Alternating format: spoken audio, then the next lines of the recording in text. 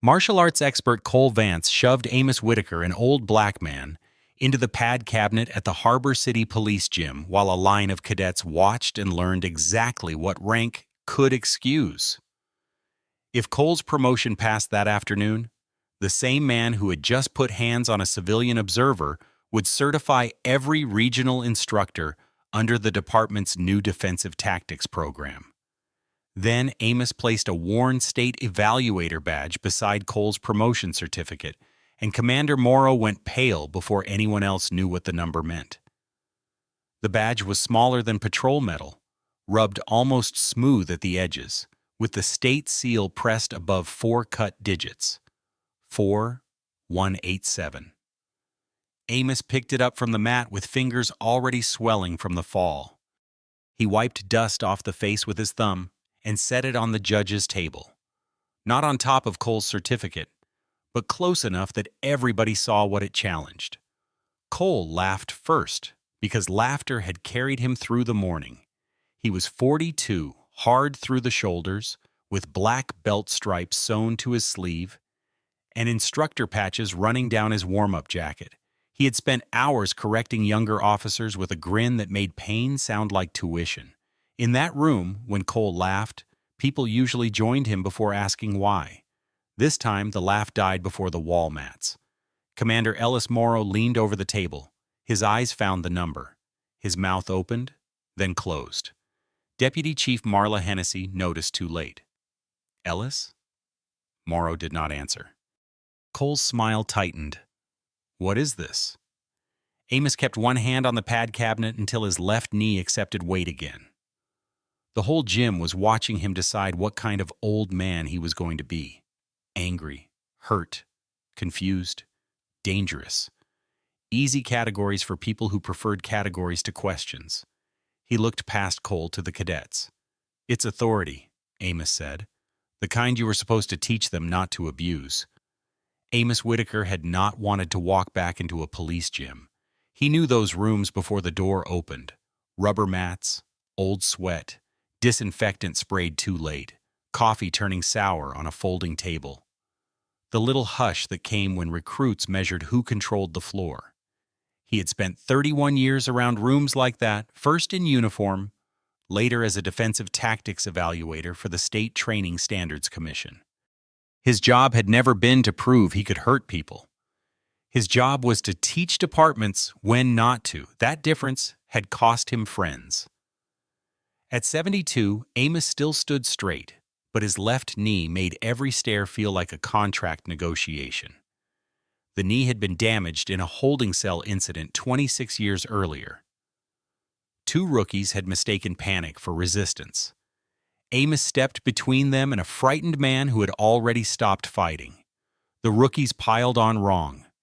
Amos went down with them, and something tore loud enough for him to remember the sound in dreams. The department called it unfortunate. Amos called it instruction. The injury moved him out of patrol work and into training review.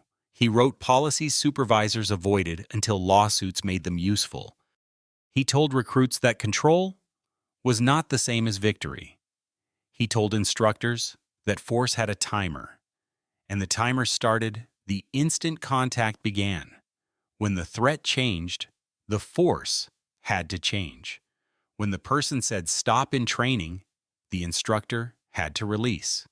If a room could not practice that under fluorescent lights, it would not discover mercy in an alley. He retired from full-time state work at 65. Retirement held for 10 months. Every Saturday morning, he unlocked the back room of the East Harbor Community Center and taught teenagers how to fall without breaking wrists, how to keep air moving when fear grabbed the throat, and how to leave a fight before pride turned a bruise into a case number. A lanky boy named Terrence complained during the first month. "You're teaching us how not to fight." Amos handed him a foam shield. "That's the advanced class." Terrence thought that was a joke until the day a bigger boy shoved him outside a corner store and Terrence stepped away instead of swinging. He came to class the next Saturday, quiet and proud. Amos kept his old evaluator badge in a leather sleeve inside his jacket. He did not wear it to the community center. He did not wear it in grocery stores. He hated the way retired men sometimes used metal to make cashiers stand straighter. To Amos, the badge was a receipt. It said he had once accepted responsibility for a standard. If somebody used his name to sell the opposite, the receipt came due. The letter from the commission arrived on a Tuesday. It came in a plain envelope, not through Harbor City. The first page requested an unannounced observation of Harbor City Police Academy's Regional Defensive Tactics recertification. The second page named Cole Vance, lead instructor and nominee for Senior Defensive Tactics Instructor status. The third page made Amos stop drinking his tea. Vance's renewal packet cited the Whitaker Control Protocol as a foundation of the curriculum. Under that line, the commission director had written a short note. 3 injury reports in 2 years. 1 cadet complaint withdrawn. Command says Vance is just intense. Amos sat with the word. Intense. A clean word for smoke when nobody wanted to name the fire. He turned to the attachment and found his name on Harbor City's curriculum history page. Revised from Whitaker Control Protocol, 2009. The protocol had been written after Darnell Briggs. Darnell had been 24, quick-footed, nervous, and determined not to look nervous. During a pressure drill at Harbor City, an instructor ignored his stop signal and drove him through a neck entry control Amos had never approved for cadets. Darnell left the academy with nerve damage in his right arm. The report said he failed to adapt to contact stress. Amos wrote a dissent. The department promised internal correction. The commission accepted the promise because the alternative required a fight. Amos had not yet learned how to win. He told himself the revised protocol would do what the hearing had not. It had not been enough. The next morning, he called the commission. Director Bell answered on the second ring. I wondered how long you'd stare at that packet before calling. Who signed Vance's application? Deputy Chief Hennessy and Commander Morrow. Morrow knows the original protocol. I know. Does Hennessy? She knows enough to want the ceremony filmed. Amos looked at the old badge sleeve on the table. What authority do I carry in that room? Observer unless activated, Bell said. If you witness a safety breach, falsified materials, or instructor conduct inconsistent with state standards, you can halt the certification proceeding pending review. Say that like I'm not retired. You are listed as a special evaluator for this observation. I reactivated the number for 48 hours. He closed his eyes. You should have led with that. You would have said no. I might still say no. No, Bell said. You won't. He almost smiled. You always were difficult. You trained me. The line went quiet. Bell's voice softened. Amos, I am not sending you in there to win an argument. I need eyes that understand what has been removed, not just what has been rewritten. And if it is clean, then you drink their bad coffee, sign the observation, and go home. And if it is not, then you do what you should have been allowed to do in 2009. After the call, Amos stayed at the kitchen table for a long while. Outside, the apartment courtyard filled with afternoon noise. Scooters, a bouncing basketball, a mother calling for a child who was pretending not to hear. His knee was bad that week. He thought about saying no. He thought about Darnell's report in a drawer. He thought about the phrase, proper channels, and how often it meant the channel where facts went to drown. Then he put the badge sleeve into his jacket. The morning of the evaluation, Amos polished his shoes, though nobody at the gym would look that low. He wore dark slacks, a blue shirt, and a gray jacket. He did not bring a cane. Vanity was part of it. Strategy was the rest. Pity made people perform. The Harbor City Training Annex sat behind the Academy building. Its hallway was lined with framed class photos, rows of young officers in blue, faces lifted toward futures that had not yet chosen them. At the gym entrance, a young officer gave him the visitor sheet. Observer? Civilian observer, Amos said. The officer looked him over. Stay behind the yellow line unless an instructor clears you.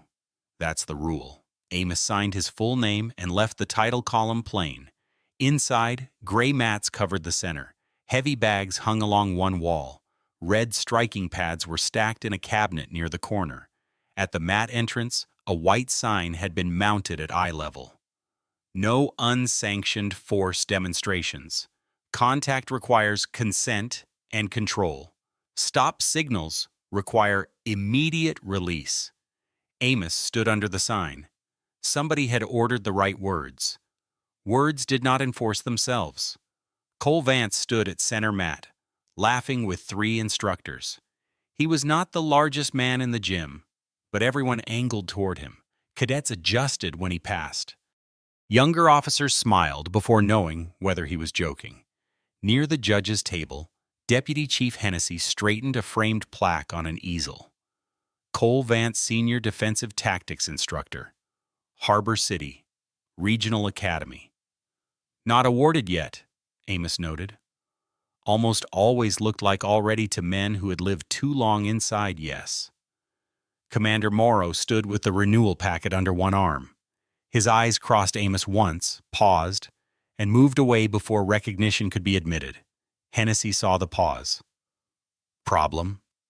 Morrow shook his head. No. Amos sat in the observer row. The evaluation began with escort holds, wall positioning, ground recovery, and weapon retention.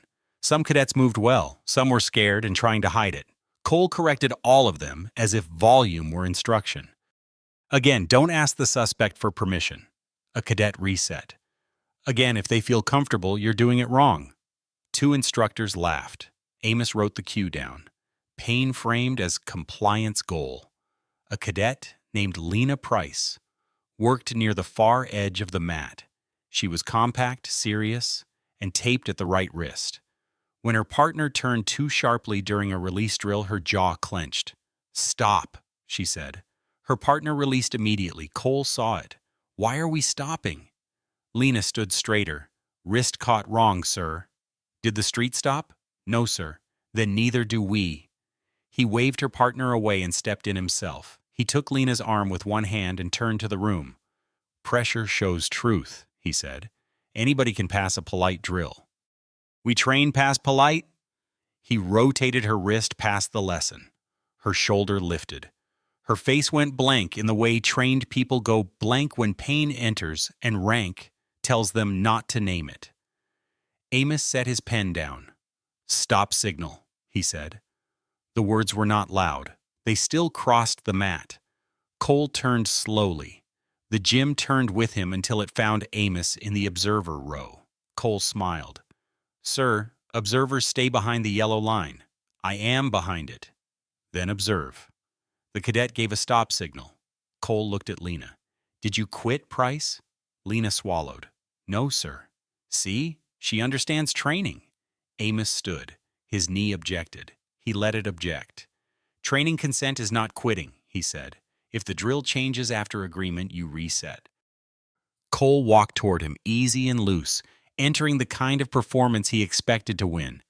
And who are you? Amos Whitaker. Morrow's face changed by one shade. Cole either missed it or chose not to care. Well, Mr. Whitaker, this gym doesn't need grandpa lectures. We train officers who go hands-on in alleys at 2 in the morning. And if you train them to ignore stop signals here, Amos said, they will ignore different signals there. The room tightened. Cole stepped close enough that Amos could smell mint gum. You want to teach my class? No? Then move back. I am not in your mat space. Cole placed 2 fingers against Amos's chest. It was not a strike. That was how he would describe it later. It was a correction, a redirection, an instructor maintaining a boundary. All the neat words men use when the camera cannot feel intent. The push moved through Amos's chest. His left knee caught on the mat edge. His shoulder hit the pad cabinet. Helmets rattled inside. His clipboard slid open across the floor. For a moment, all he heard was the cabinet vibrating behind him. Lena moved first, then stopped because Cole looked at her. Cole turned back to the cadets with his hands out. See? Balance matters. A few officers laughed because they were trained to survive rooms. Most did not. That mattered too. Amos waited until the pain traveled out of his throat. He did not raise his hands. He did not let his face ask the room for rescue. His leather badge sleeve had slipped from inside his jacket and landed face down near a red kicking shield. Lena bent for the clipboard. Her eyes caught the top page before she could stop them. State Training Standards Commission Evaluator Observation Form. She looked at Amos. He gave the smallest shake of his head. Not yet. Cole saw the look. Price? Line. She handed Amos the clipboard and returned to her place. Amos sat down in the observer row. He wrote the time of the shove. He wrote the drill name. He wrote witness positions. He wrote northwest wall camera, red light active. Then he looked at the safety sign over the mat. Cole had shoved him beneath it. The evaluation moved forward because nobody in command gave the room permission to stop. Morrow looked at the camera, then at Hennessy. Hennessy looked toward the two union representatives near the wall. Cole clapped once and put the cadets back in motion. Amos recorded that, too. At the next station, Cole demonstrated a neck entry control on a padded dummy. His footwork was clean, his hands were fast. If skill alone made an instructor, the plaque would already have belonged to him. "This is how you make the body listen," Cole said. Amos wrote the exact words. During the break, Lena approached him beside the water cooler. She held an empty paper cup, then crushed it without noticing. "You're with the state," she said. "I am observing." That form said evaluator. Observation comes first. She glanced toward Cole, who was joking with two officers at the mat edge. "He takes pages out before visits." Amos kept his voice level. "Which pages?" "Incident log." "Waivers, corrective actions, anything with signatures from people who got hurt." "How do you know?" "I work front desk Tuesdays, I copy binders." "Do you still have copies?" Her face changed. "Not yes, not no. Cost." Cole's voice cut across the gym. "Price." She turned. "Your next skills review is with me," he said. "Think carefully about what kind of team you want to belong to." The water cooler hummed between them. Lena looked at Amos. "That is why." He nodded. "Do not hand me anything until you understand that the cost is real." She gave a sharp little laugh. "Sir, the cost is why nobody hands anything." Across the gym, Hennessy spoke quietly with the union reps. Morrow stood apart, holding the renewal packet like it had grown heavier. Amos walked to the judge's table. "I need the training binder." Cole arrived before Morrow could answer. "The binder is for command staff. Evaluator access includes curriculum materials." Cole's eyes narrowed. "Evaluator?" Hennessy stepped between them. "Mr. Whitaker, a hallway conversation would be better after I review the binder." "This is a ceremonial evaluation day," she said. "Any concerns can be handled through administrative review." "When?" "Monday. After rank is conferred." Her face did not move. "We are not turning a promotion ceremony into a public dispute because of one unfortunate contact." Cole leaned in. "Careful, old man." Amos looked to Morrow. "Commander, produce the required training binder." Morrow did not move. Hennessy said, "Ellis." That one word carried a career inside it. Morrow looked at Cole, then at the cadets, then at the safety sign. "I will produce the binder," he said. Hennessy's jaw tightened. "You are making this larger." "No," Morrow said, and slid the black binder across the table. "I think it already was." Amos opened it. Lesson objectives, mat safety, instructor ratios, use of force overview, escort positions. Appendix C was missing. The incident log tab held an empty sleeve. Corrective action records had a divider and no records. Amos touched the torn holes where pages had been removed and replaced. The paper did not line up cleanly. It had happened more than once. On the binder's spine, under a newer printed label, old adhesive showed through. Whitaker Revision 2009. "Where are the appendices?" Amos asked. Cole folded his arms. Updated out. Modern training moves on. Who authorized removal? I did, as lead instructor. You removed stop signal procedure and injury review from a recertification binder. I removed outdated liability language that made officers hesitate. Amos closed the binder. Hennessy said, curriculum disputes are not decided at the table. No, Amos said. They are decided when a missing page becomes a missing release. He looked at Morrow. Storage, retired curriculum box. Morrow did not pretend not to understand. Cole said, this is ridiculous. Morrow turned. Then the box won't hurt you. They found it in the equipment cabinet behind old pads and cracked cones, a flat file box labeled retired curricula. Amos lifted it carefully. His knee sent a warning up his thigh. He ignored it. Inside were old lesson plans, yellowed at the edges. He found the one he needed before the second page turn.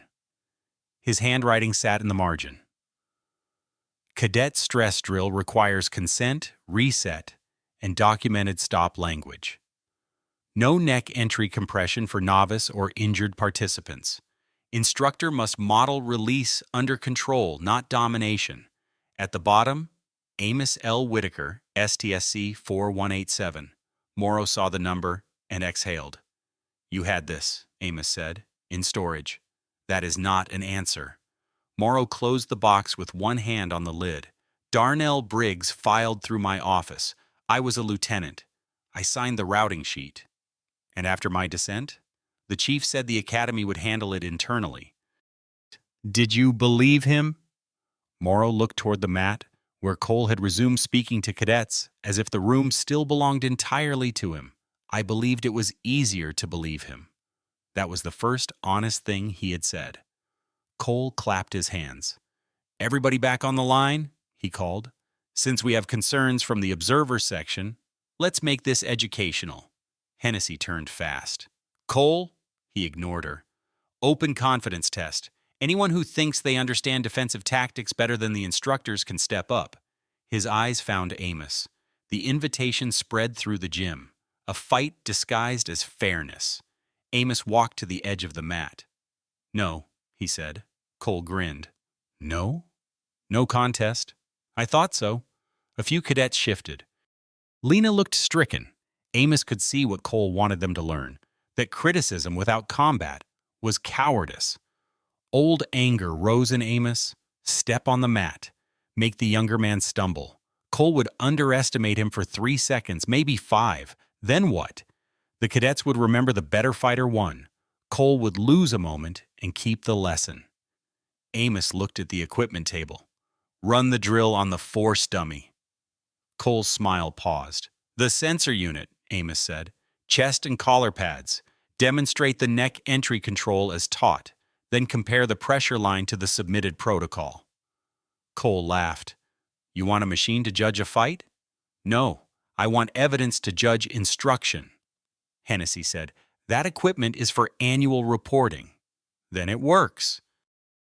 Cole looked towards the cadets and recovered his grin. Fine, let's show Grandpa what training looks like. Before the dummy was moved, Cole pointed at Lena. Price, you assist. Lena went still. Amos said, no. Cole turned. You don't choose my assistants. She reported wrist pain. She reported fear. Lena's face flushed. Cole's voice sharpened. Assistant instructor candidates must demonstrate resilience. If she cannot stand beside a dummy, she cannot stand beside a partner. That was the moment the test changed. Amos had wanted Cole to reveal himself through equipment. Cole had chosen to put Lena's future in the same grip as her wrist. Amos looked at Dr. Miriam Say, the civilian legal advisor at the end of the judge's table. She had been silent all morning, reading more than speaking. Counsel, Amos said, is a cadet who has reported injury required to participate in an unscheduled pressure demonstration during an evaluation? Say removed her glasses. No, Cole scoffed. She's standing beside equipment. Say looked at Hennessy. If Cadet Price participates after stating injury, the department owns that choice. Hennessy's face tightened. Use the dummy only. Lena's shoulders dropped 1 inch. Cole dragged the force dummy to center mat himself. The dummy was a heavy torso mounted on a weighted base with sensor strips at the chest, shoulder, and collar line. It had been bought after the Federal Review to produce safety reports. Instructors joked about it because machines had the bad manners to remember numbers. Eli, from training media, connected the monitor. A pressure graph appeared on the portable screen. Amos said, "Read the submitted safety paragraph first." Cole tapped the binder. It says establish control. "Read the paragraph." Cole looked at Hennessy. She had no good exit left. Cameras blinked. Union reps watched. Cadets watched. "Read it," she said. Cole opened the binder and read like every word was beneath him. Participants must consent to pressure drills. Instructor must maintain control below injury threshold. Stop signal requires immediate release and reset. Demonstrate compliance, Amos said. Cole closed the binder hard enough to crack a ring. Rank is earned on mats, not paper. Then the mat should not be afraid of the paper. That reached the cadets. Amos heard it in their breathing. Cole stepped to the dummy. He moved well, fast entry, clean feet, strong base. The problem was never that Cole could not control a body. The problem was that he liked the moment before release. Cole locked the dummy into the neck entry control and drove. The graph climbed. Yellow, red. A tone sounded. Cole released late. The monitor held the spike. Hennessy whispered, "Damn it." Cole turned. "The dummy is over-calibrated." Eli said, "It passed calibration this morning." Cole pointed at him. "Stay in your lane." Amos stepped to the edge of the mat. "Again is not authorized." Cole's face changed. Sweat shone at his temple. "You don't get to stand here with a clipboard and take my rank." "I did not bring your rank here," Amos said. "You did? You don't know what officers face now. I know what fear sounds like when it has been given a uniform." Cole moved before Morrow could speak. His palm hit Amos in the chest harder than the first shove. Not enough to make a jury gasp. Enough to move an old man out of the monitor's frame. Enough to tell the cadets that the person naming the rule could be removed from the room. Amos's heel slid on the mat edge. His knee buckled. Lena caught his elbow before his shoulder hit the cabinet again. This time, nobody laughed. Cole realized it too late. The second shove had not restored control. It had removed the last excuse. Amos straightened with Lena's help. He reached into his jacket and took out the leather sleeve. He removed the badge. The metal caught the gym lights without shining. He placed it on the mat, between himself and Cole. Number, facing the nearest camera.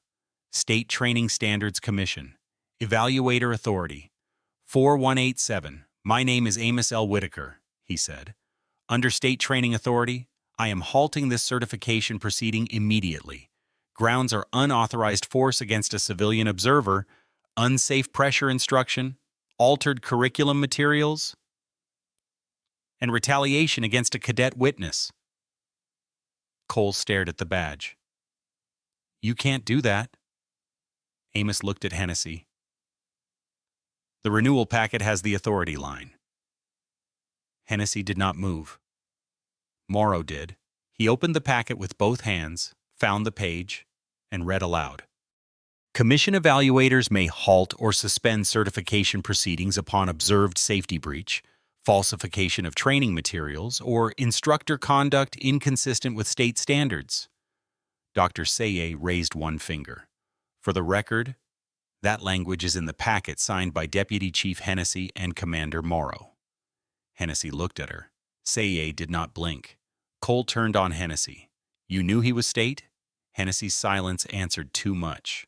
Lena stepped forward. Her face was pale, but the packet in her hand did not shake. "I have copies of the stop signal memo," she said. Cole's head snapped toward her. "Price." She flinched, then recovered. "I copied the pages Tuesday, after you told me to pull them before the audit." "Do not say another word," Hennessy said. Dr. Say cut in. "Deputy Chief, she is a witness to a safety matter. Do not instruct her to withhold evidence in this room." The warning landed. Lena handed the packet to Morrow, not Amos. Chain of custody. Amos almost smiled despite the pain. Morrow opened the pages. Original protocol. Amos's signature. Badge number 4187. Darnell Briggs referenced in the revision note. Then the altered current page. Same title. Same history. Cole's signature where the stop signal language should have been. Cole's voice dropped.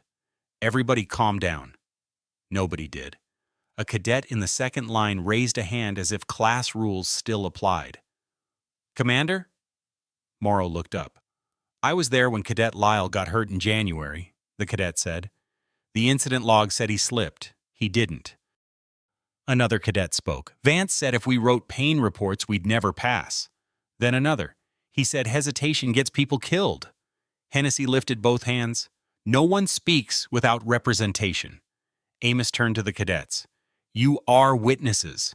You have the right to make statements through counsel and union representation. You do not have to perform courage alone. That mattered. It turned panic into a path. Cole took one step toward the badge. Do not touch it, Amos said. Cole stopped. The martial arts expert who had spent years teaching officers how to move bodies without being moved had been stopped by a piece of metal smaller than his palm. Not because the badge was magic, because the badge made the room answer to what it had already seen. The proceeding was halted, not finished, not fixed, halted. Cole's lawyer was called before Cole surrendered anything. The union representative insisted the red pressure spike did not prove intent. Hennessy argued that Amos had not identified himself before the shove, and that the evaluation might be procedurally defective. Dr. Say made everyone repeat their claims while Eli copied camera footage to 2 sealed drives. Amos sat with an ice pack on his shoulder and listened to adults discover procedure only after safety became inconvenient. Director Bell joined by video from the commission office. Her image appeared on the portable screen where the red spike had been.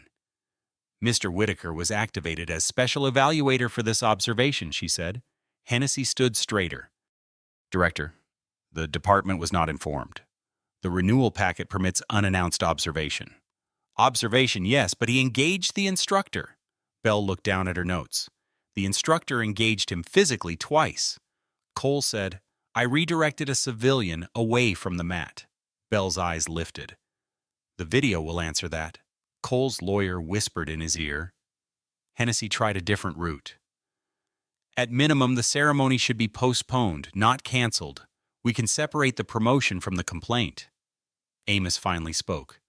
The complaint is the promotion. The room went quiet enough to hear the monitor fan. Dr. Say nodded. That is the central issue. Bell said, the commission is issuing a temporary halt. No senior rank is conferred today. Instructor access to regional certification materials is suspended pending hearing. Cole looked at the cadets as if one of them might still rescue him by laughing. No one did. He removed his instructor access card and placed it on the table. At the locker room door, he turned back. You think this makes them safer? He said to Amos. You think paperwork saves them in the street? Amos was sitting now. His knee had stiffened badly. He would pay for the day later. No, he said.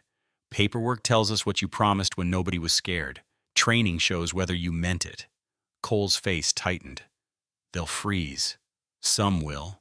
A good instructor teaches them to breathe, think, and move. You taught them to hide pain from the person hurting them. Cole had no clean answer, so he left without one. Lena stood by the water cooler, both hands around a paper cup. Amos called her over. You did not ruin his career, he said. She looked at the door Cole had used. He'll say I did. He will try. Will it matter? Some. The honesty steadied her more than comfort would have. It will matter less, Amos said, because you handed documents to Commander Morrow, because cameras saw the shove, because the sensor data exists, because other cadets spoke. One witness is easy to punish. A pattern is harder. She looked toward the mat.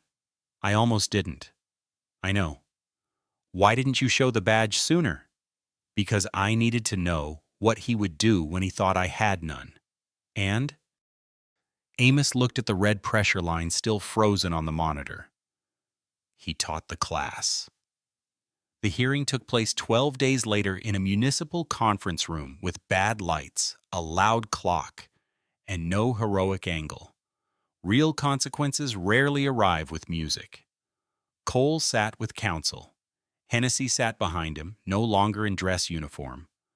Morrow sat across from the panel with the old binder, the altered binder, and a sealed evidence drive. Lena waited in the hall until called. Amos sat near the wall, cane beside his chair. Darnell Briggs arrived with his right hand resting in a brace and his wife beside him.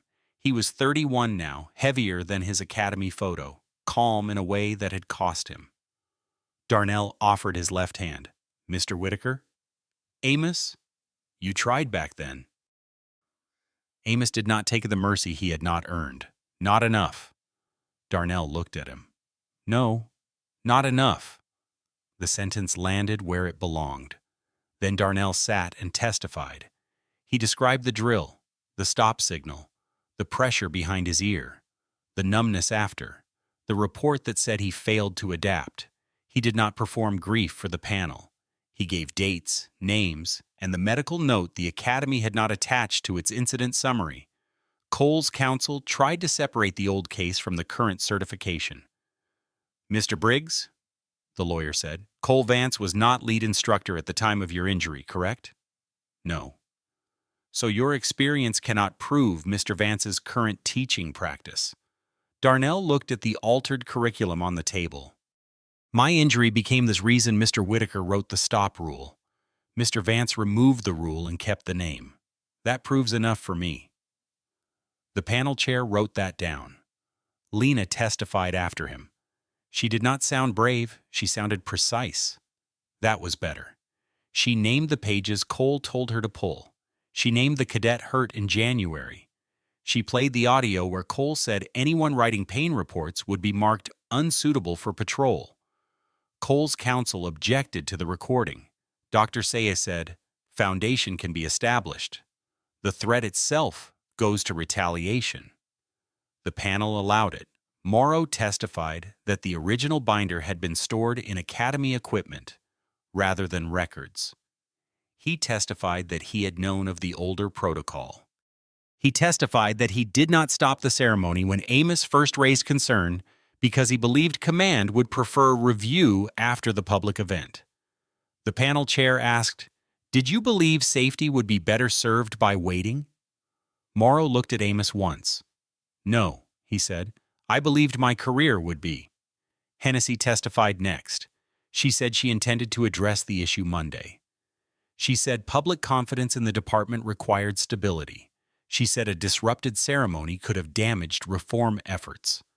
The panel chair asked, "Deputy Chief, how does conferring rank on an instructor under active safety concern protect reform?" Hennessy's answer took too long. "It does not," she said finally. Cole testified last. Away from the mats, he looked less like a legend and more like a man fighting paper with posture. He said his methods were misunderstood. He said officers needed stress inoculation. He said Amos provoked a confrontation in front of trainees. The panel chair asked one question. "Did you place your hand on Mr. Whitaker's chest and move him by force?" Cole's lawyer whispered. Cole said, "I redirected him for safety." The video played. The room watched the first shove, then the second. The second happened beside the monitor showing the red pressure spike. The panel chair paused the frame at the moment Cole's palm pressed into Amos's chest. Redirected him from what danger? Cole did not answer. By the end of the hearing, the senior rank was denied. His existing instructor certification was revoked after findings of unsafe pressure instruction, altered curriculum, retaliation against cadets, and unauthorized force against an evaluator. He was not marched out in handcuffs. He was not defeated by a throw. He lost one credential, then another. Because every document he had treated as paper turned into a witness. Hennessy received a formal reprimand and was removed from Academy certification oversight. Morrow kept his command only after signing the full report, including the line that Harbor City had buried Amos's 2009 descent and failed Darnell Briggs. That line mattered. A week after the report, Darnell called Amos. "I saw your name on it," Darnell said. "I saw yours." "You okay with that?" "No. Me neither." Then Darnell said, "It helped." Amos closed his eyes. "That part I can live with." Harbor City closed the police gym for 6 weeks.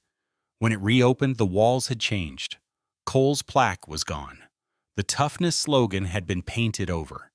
At the mat entrance, the old safety sign had been replaced by a plain board under the academy seal. Consent, control, stop, report. Amos stood in the doorway on the first morning of the new block with a cane in his right hand because vanity had lost its vote. Lena Price stood at the front of the mat, now a probationary instructor assistant. A whistle hung from her neck. A clipboard rested in her left hand. The room held cadets, patrol officers needing recertification, and 6 teenagers from Amos's community center. Terrence stood near the heavy bags, delighted by the equipment and suspicious of everyone in uniform. Lena blew the whistle once. "Partner drills begin with consent language," she said. "If your partner says stop, release, create space, and check. If you don't know why they stopped, ask. You do not punish the stop." A young officer raised a hand. "What if someone freezes in the field?" Lena looked toward Amos. He shook his head once. "Her class." She faced the officer. "Then our training failed if all we gave them was pain tolerance. We build breathing, exits, communication, and control here. So panic is not the first new thing they meet outside." Amos smiled before he could stop himself. They began with falling, not strikes. Falling, how to tuck the chin. How to spread impact without wrecking a shoulder. How to rise while watching hands. How to stop when a partner's face changed. Terrence whispered to a cadet, "This is the advanced class." The cadet looked confused. Amos heard it and laughed. At the end of the session, Hennessy entered in plain clothes. She waited near the door until Lena dismissed the class, then approached Amos. "I owe you an apology," she said. "Yes." The bluntness surprised her. She accepted it. "I tried to protect the department from embarrassment." "You almost protected the embarrassment from consequences." "I know." He looked at the mat, where 2 cadets were helping a teenager rewrap a borrowed wrist guard.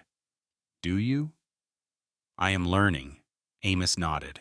That was as much grace as he could honestly give. She glanced at the glass display case newly mounted near the entrance. Inside it lay a restored copy of the Whitaker Control Protocol, the commission ruling, and a small empty stand. "We left space for the badge," she said, "if you want it displayed." Amos looked at the empty stand.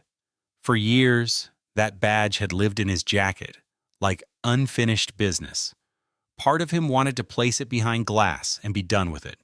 Let the medal sit where everyone could see what had stopped Cole. Then Lena blew the whistle again. A cadet released a hold immediately, stepped back, and asked his partner, "Are you good?" The partner nodded. They reset without shame. Amos took the leather sleeve from his pocket. He removed not the badge, but a folded card. On it, he had written one line in plain English. "Any instructor may be stopped when safety is breached." He placed the card on the empty stand. Hennessy read it. "That is less dramatic." "Good." A young cadet approached after class with his helmet tucked under one arm. "Mr. Whitaker?" "Yes." "Is it true one badge took Cole's rank?" Amos looked at the card, then back at the mat where Lena was teaching a recruit how to release before control became pride.